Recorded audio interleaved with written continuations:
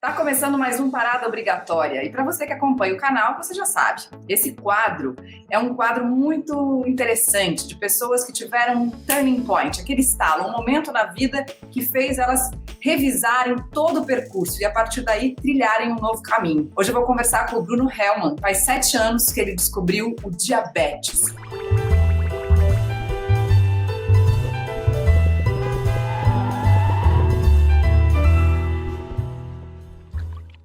Me conta uma coisa, como foi que você descobriu que você estava com diabetes? Eu fiz um exame de rotina e deu que o resultado estava alterado. Eu estava no último ano do colegial e daí minha mãe me liga no meio do dia e fala, tô indo te buscar. Eu falei, como assim você tá indo me buscar? Tipo, era algo muito raro, né? Não fazia o menor sentido. Ela falou, não, um dos teus resultados veio um pouco alterado, a gente tá passando no médico. E daí no que eu entrei no consultório desse endocrinologista que iria me acompanhar a partir desse momento, ele chegou de uma forma tão carinhosa e tão acolhedora, estendeu a mão, falou, prazer, meu nome é fulano de tal, você tem diabetes, eu tô te internando. Cara, parecia que meu mundo tava desmoronando, assim, tipo, eu fiquei sem reação, quando eu vi eu já tava tomando uma injeção de insulina na bunda. Quando você fala que ele foi acolhedor, ironicamente, né? Ironicamente, com certeza. Se tiverem profissionais de saúde nos escutando, não façam isso, por favor. Como você gostaria que ele tivesse falado com você acha? Eu acho que, em primeiro lugar, explicado o que era, né? Porque na minha cabeça, o diabetes era uma condição que estava relacionada ao sobrepeso, ao sedentarismo e a pessoas mais velhas. Mas o meu tipo de diabetes é o diabetes tipo 1, que é uma doença autoimune, que, apesar do nome, não tem praticamente relação nenhuma com diabetes tipo 2, que é a mais prevalente na população. Eu acho que a melhor maneira de explicar a diferença entre diabetes tipo 1 e tipo 2 é que o tipo 1 é insulino dependente. Então a gente não produz insulina, a gente depende de insulina exógena. E o diabetes tipo 2 é insulino resistente. Ele produz insulina muitas vezes, mas numa quantidade insuficiente. E é importante ressaltar que, assim, é uma doença autoimune. Não se sabe ainda a causa. Um belo dia, nosso sistema imunológico decidiu destruir as células pancreáticas que produzem a insulina. Até hoje é uma questão bastante sensível aqui em casa. Mas até hoje, quando, enfim, eu tenho alguma hiperglicemia mais acentuada e o meu humor muda, ou quando eu tenho algum problema com a bomba de infusão de insulina que eu uso, eu tenho que voltar para a terapia convencional, que é as canetas, eu pego minha mãe com os olhos marejados. Ela lida bem, ela aceita, mas quando ela vê de alguma forma eu tendo dificuldades por conta da condição, para ela é pesado. E hoje em dia melhorou muito, né? Quer dizer, você tem um diagnóstico há 7 anos, mas nos últimos anos todo o tratamento do diabetes vem melhorando como um todo, né? Porque há tempos atrás, se a gente pegar aí 15, 20 anos atrás, as alternativas eram muito poucas, né? Até antes da descoberta da insulina, né? Então, há 99 anos atrás, o tratamento do diabetes era simplesmente jejum. E daí as pessoas não morriam por conta do diabetes, mas morriam por conta de desnutrição. Só o advento da insulina por si só já foi uma grande revolução. Mas, infelizmente, ainda a tecnologia é pouquíssimo acessível. Quando a gente estava no bem-estar, né, só para a gente falar um pouquinho das explicações, assim, eu me lembro muito do Dr. Alfredo Halper, que era um endocrinologista que infelizmente já faleceu. Eu era absolutamente apaixonada por ele, porque ele tinha um jeito de explicar as coisas de uma maneira muito simples. E ele sempre dizia, né, que quando a gente come açúcar, e aí a gente não está falando só de doce, mas a gente está falando de carboidratos no geral, que depois viram açúcar no nosso corpo, então pães, massas, bolos, pizza, todas essas coisas que a gente adora, e que depois são destruídas pelo nosso sistema digestório em pequenas moléculas que acabam virando açúcar, o nosso corpo começa a produzir insulina, o pâncreas, que produz insulina, e que a insulina é quase como se fosse uma chavinha que vai abrir a porta da célula para colocar o açúcar que está no sangue para dentro dessa célula. Quando essa chavinha não funciona ou a insulina não é produzida, esse açúcar fica ali circulando na nossa corrente sanguínea e tem uma série de consequências que podem resultar no diabetes, né? E a gente sabe hoje que o diabetes é uma doença inflamatória no geral, porque é uma doença sistêmica, ou seja, ela atinge o corpo inteiro, como a maior parte das doenças, provocando um desequilíbrio não só né, nessa questão hormonal, mas em muitas outras, né? Hoje a gente sabe também que quem tem diabetes tem muito mais chance de ter Alzheimer, tem muito mais chance de ter outras doenças de demência, né? Por causa da própria inflamação do corpo, tem muito mais chance de ter depressão. Então, as pessoas ignoram um pouco essas relações, mas eu acho que é muito importante que as pessoas saibam disso, né? Exatamente isso, assim, as doenças crônicas, de um modo geral, especialmente as autoimunes, elas nunca afetam um simples órgão, é sempre um processo em cadeia. Porque como que funciona? Você tem que, basicamente, no diabetes tipo 1, você tem que contar carboidrato. Então, você aplica insulina de acordo com aquilo que você come.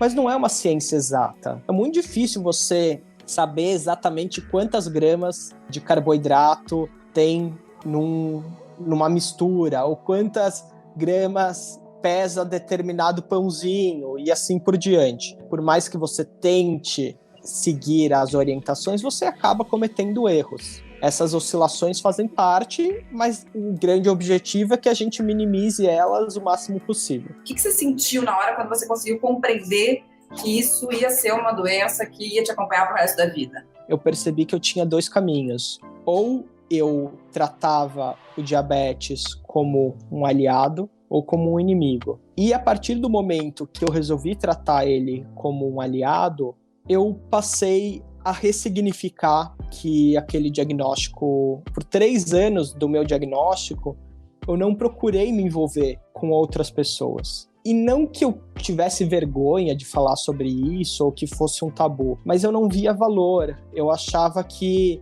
eu, com todos os privilégios que eu tinha e com a minha rede de suportes, que basicamente era a minha família, estava tudo bem. Só que isso mudou quando eu tive a oportunidade de realizar uma expedição para a Islândia com outros jovens que também tinham diabetes, de vários países do mundo. Pela primeira vez, eu de fato tive contato e pude construir um relacionamento com outras pessoas iguais a mim. Era uma expedição especificamente para falar sobre diabetes? Era uma expedição patrocinada por um laboratório francês que, com o objetivo de desmitificar a condição e mostrar que pessoas com diabetes poderiam realizar os seus sonhos, os seus objetivos, eu só via a chamada diabetes, atividade física e viagem. Eu falei, opa, isso é pra mim. Peguei e me inscrevi sem pretensão alguma. E no final das contas eu acabei sendo convidado para representar o Brasil. E foi uma experiência única, porque de países subdesenvolvidos ou desenvolvidos ou em desenvolvimento, tinha eu e uma sul-africana. Todos os demais participantes eram do hemisfério norte. Então você pressupõe que são pessoas que, enfim, que têm uma condição mínima de acesso e cuidado.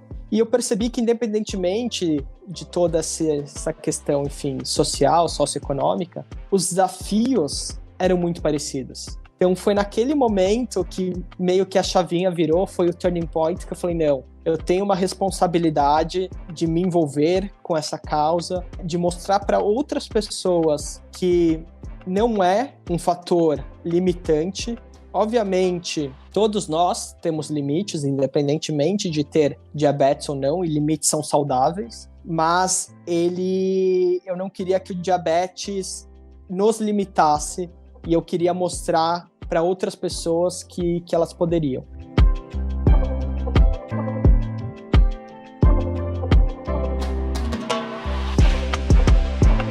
E falando em correr atrás dos próprios sonhos, aí você ligou o diabetes com a corrida, né? Conta como é isso. Eu cresci com meu pai acordando cedo aos domingos para ir correr quilômetros e quilômetros no Parque Ibirapuera ou na USP. E eu nunca entendi aquilo, porque alguém passava horas se deslocando para voltar para o mesmo ponto. Era algo muito nonsense para mim. E daí, de alguma forma, eu tinha um pouco de...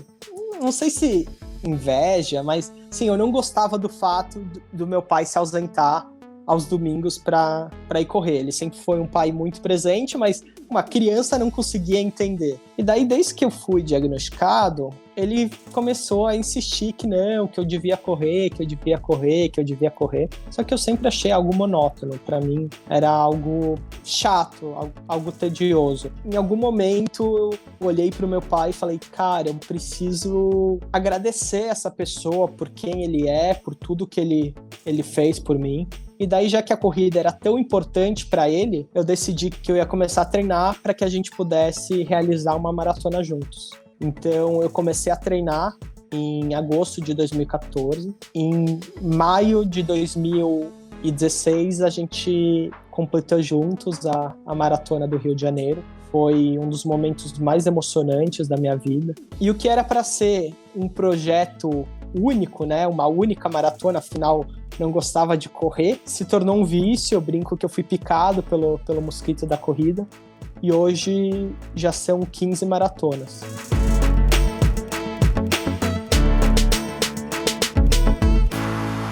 E daí, juntando essa minha vontade de ajudar outras pessoas, o fato de eu ter completado uma maratona tendo diabetes e ouvir várias pessoas falando, mas você tem diabetes, você corre maratona, você pode, eu decidi criar o Correndo pelo Diabetes. Ele surgiu inicialmente com o objetivo de arrecadar recursos para uma fundação norte-americana que realiza pesquisa clínica para a cura do diabetes tipo 1. Ele, então, surgiu em 2017 para que eu pudesse correr a maratona de Nova York ajudando essa instituição. E o movimento foi tão legal, Mari, assim, tantas pessoas que não tinham nada a ver com a condição apoiaram, divulgaram, passaram a se interessar pela temática, que eu decidi, isso ainda no último ano de faculdade, que era isso que eu queria fazer, era esse o meu propósito.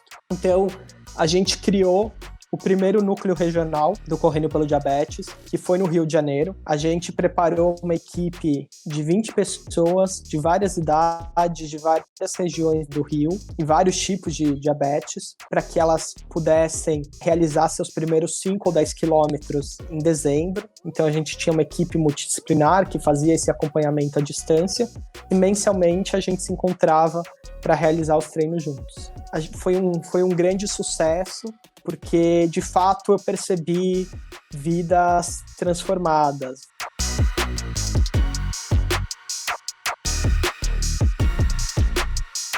Você consegue imaginar, acho que é difícil, né? Como seria a sua vida sem o diabetes? Você acha que seria melhor ou pior? Para mim, o diabetes é um presente, porque ele me trouxe muitas coisas mais positivas do que negativas, mas eu sei que a minha realidade é exceção. Então, para o bem e para a saúde da vasta maioria das pessoas com diabetes, e eu sei que é o desejo principalmente das mães, dos pais, de crianças com diabetes, eu desejo que a cura venha, mas quando ela vier, que ela seja principalmente acessível, porque não adianta nada a gente ter uma cura que ela discrimine e que ela reforce ainda mais as várias inequidades que a gente já tem hoje em dia. Exato, né? Isso é uma realidade não só do diabetes, mas de todas as questões envolvendo saúde, economia, todas as questões culturais do nosso país, infelizmente, né? Tem mais ainda, né? Não é só sobre saúde, é sobre inclusão, é sobre diversidade, que também são temas muito importantes nos dias de hoje, né? Porque a gente sabe que, até por conta da condição financeira, que faz com que a gente se alimente de uma determinada maneira ou de outra maneira, e da questão toda da educação, que também tem influência na nossa alimentação, no nosso estilo de vida, as pessoas mais acometidas pelo diabetes, principalmente do tipo 2, que tem a ver muito com a alimentação, né, com o estilo de vida, são as pessoas mais pobres, as pessoas mais carentes e as que mais precisam ser incluídas nessa sociedade que as exclui de maneiras diversas. Agora, no começo da nossa conversa, você falou assim, tem duas opções, né? Ou eu lido com isso como se fosse um inimigo, ou eu lido com isso como se fosse um amigo. O que é ter o diabetes como amigo? Primeiro, aceitar que você tem a condição e não tentar negar ou relutar, porque principalmente no diabetes tipo 1 não existe cura. O diabetes tipo 2 existe remissão do quadro, mas é extremamente difícil porque vai muito além das questões comportamentais e de estilo de vida. Existe sim uma predisposição genética. Então o primeiro passo é a aceitação. O segundo passo é se informar, buscar fontes confiáveis de instituições sérias, de sociedades médicas, de associações de pacientes, para que você, de fato, entenda e se aproprie do que se passa dentro do seu organismo. E o terceiro passo, que eu diria, buscar outras pessoas. Ninguém precisa lidar com diabetes sozinho. é uma condição extremamente desgastante e que demanda muita energia, não só física, mas também mental e emocional, para que as pessoas lidem disso de uma forma individual. Então eu diria que os 3 passos: se aceite, se informe e procure seus pares.